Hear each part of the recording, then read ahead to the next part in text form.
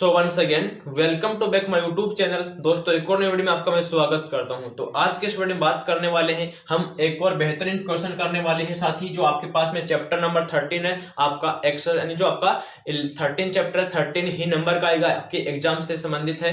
कि दोस्तों हम बात करेंगे, पहले वाले वीडियो में बनाया था कि माध्य जो आपका अवर्गीकृत आंकड़े होते हैं उनका माध्य बनाया था। आज के इस वीडियो में बनाएंगे कि जो माध्य होता है वो वर्ग अंतराल वाला होता है, जिसके अंदर हम माध्य निकालेंगे। एक तो प्रत्यक्ष विधि से, एक माध्य निकालेंगे कल्पित माध्य विधि से, और एक निकालेंगे आपका पद विचलन विधि से। साथ ही उम्मीद करता हूं पूरा वीडियो जरूर देखिएगा ताकि आपको समझ में आ जाए। एक क्वेश्चन कर लेंगे तो पूरा क्वेश्चन आप लोग यहां से कोई भी क्वेश्चन हो उसको आप लोग इजीली सोल्व कर सकते हैं, और पूरा एग्जाम पैटर्न में आपको बताने वाला हूं। तो यहाँ पे पहले देखो कि आपके पास में एक माध्य निकालने, वर्गीकृत आंकड़े आपके पास में दे रखे कि वर्ग अंतराल दे रखा है 0 से 10 है, 10 से 20 है, 20 से 30 है, 30 से 40 है, 40 से 50 है। यहाँ पे इसकी यहाँ पे दे रखी है बारंबारता। बारंबारता 2 है, 5 है, 8 है, 4 है, और क्या है यहाँ पे 1 दे रखा है। तो यहाँ पे मैंने नीचे इसका समेशन कर दिया, यानी कि बारंबारता का जो योग दे रखा है वो यहाँ पे 20 दे रखा। साथी इसके बाद में यहाँ पर आपके पास में दे रखा है कि माध्यमान। अब माध्यमान यहाँ पे क्या होता है, इसको बोलते हैं कि जो आपका वर्ग अंतराल होता है उसकी उच्च सीमा को निम्न सीमा में जोड़ दो।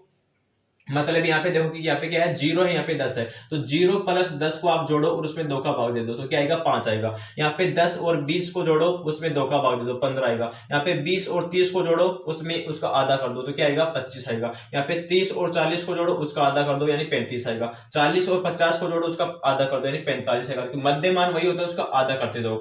अब यहाँ पे देखा कि अक्षाई और एफआई दे रखा है, यानी कि मैंने क्या किया है कि जो आपका माध्यमान होता है उसको बारंबारता से गुणा कर दिया। यहाँ पे 2 को 5 से गुणा कर दिया, 10 आ गया। 5 को 15 से गुणा कर दिया, 75 आ गया। 8 को 25 से गुणा कर दिया, 200 आ गया। 4 को 35 से गुणा कर दिया, 140 आ गया। 1 को 45 से गुणा कर दिया, 45 आ गया। इनका जोड़ क्या होगा, समेशन एक्सआई एफआई 470 हो गया। इनका मैंने जोड़ कर दिया। यही अब यहां तक आपने कर लिया है, तो वो क्या होती है, प्रत्यक्ष विधि होती है। यानी प्रत्यक्ष विधि से माध्य कैसे निकलेगा, आपके पास में सूत्र होता है x bar equal to summation f i अक्षय बट्टे में समेशन एफ आई।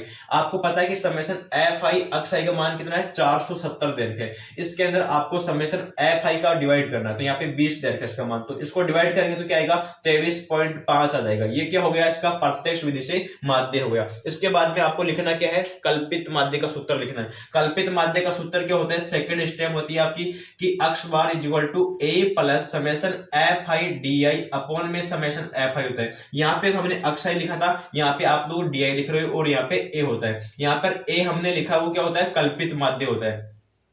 जो हमने ए माना है वो क्या होता है यहाँ पे साथी, कल्पित माध्य। यानी किसी भी टर्म को हम मान लेते हैं वो होती है कल्पित माध्य। मतलब जो आपका माध्य मान होता है उसके अंदर कोई भी आप एक वैल्यू मान लो, यानी बीच की कोई भी एक वैल्यू मान लो जिसे हम इजीली कैलकुलेशन कर सकते हैं। तो यहाँ पर मैंने मान लिया है, यहाँ पे जो आपका माध्य माना है उसका जो आपका कल्पित माध्य है वो यहाँ पर ए है, उसको मैंने माना है कि है वो क्या है, यहाँ पे 25 दे रखा है। तो यहाँ पे आपको एफ आई तो दे रखी है, एफ आई का समेशन भी दे रखा है, लेकिन एफ आई डी आई निकालना है।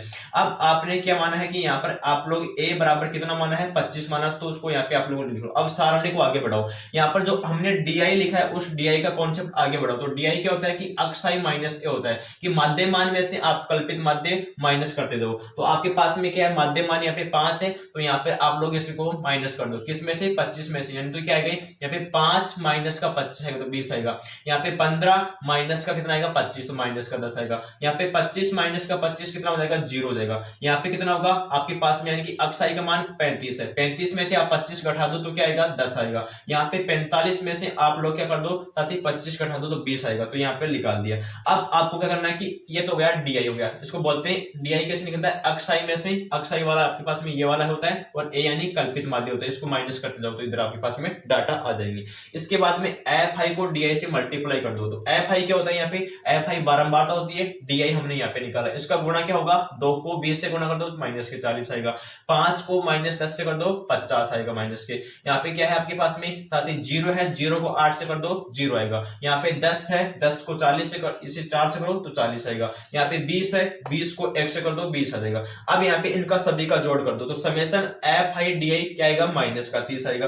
अब आपका काम हो चुका है। तो यानी एक को तो क्या माना, 25 माना, यहाँ पे 25 आ गया, लेकिन माइनस का यहाँ पे एफ आई डी आई कितना गया, माइनस का 30 है, तो माइनस का 30 बट्टे एफ आई का मान कितना है, 20 है, तो 20 का भाग दे दिया। तो यहाँ पर क्या आएगा, 25 माइनस, यानी इसको को काट देंगे 0 से 0, तो यहाँ पे 3 में 2 का भाग दो 1.5 आएगा। 25 में से 1.5 घटा दो क्या आएगा 23.5 आएगा। यहाँ पर भी 23.5 आ रहा है, यहाँ पर भी 23.5 आ रहा है। इसके बाद में हम निकालेंगे पद विचलन विधि। तो पद विचलन विधि में सबसे पहले आपको क्या लिखना है, इसका सूत्र लिखना है। तो सूत्र होता है कि a plus summation f i u i बट्टे में समेसन एफ आई गुणा एच होता है। यहाँ पे जो h आपके पास में यहाँ पर होता है h होता है इसका वर्ग अंतराल। तो वर्ग अंतराल यहाँ पे देखो कितना दे रखा है कि 0 से 10 है, 10 से 20 है, 20 से 30 है, 30 से 40 है, 40 से 50, सभी में वर्ग अंतराल कितने का इसमें, साथ ही 10 का वर्ग अंतराल यहाँ पे दे रखा। तो h का मान यहाँ पे कितना आ जाएगा 10 आ जाएगा। अब आपको ui का मान निकालना है। ui का कैसे निकालेंगे, जो आपके पास में di आपने निकाला है उसमें h का भाग दे दो। तो h यहाँ पर क्या होता है 10 होता है और di आपके पास में यहाँ पे दे रखा है। तो -20 में आप लोग 10 का भाग देंगे, माइनस का 2 आएगा। माइनस के 10 में आप लोग 10 का भाग देंगे, माइनस का 1 आएगा। 0 में 10 का भाग दो 0 आएगा। 10 में 10 का भाग दो 1 आएगा। 20 में यहाँ पे इस 10 का भाग दे दो 2 आ जाएगा। यहाँ पर लिख दिया।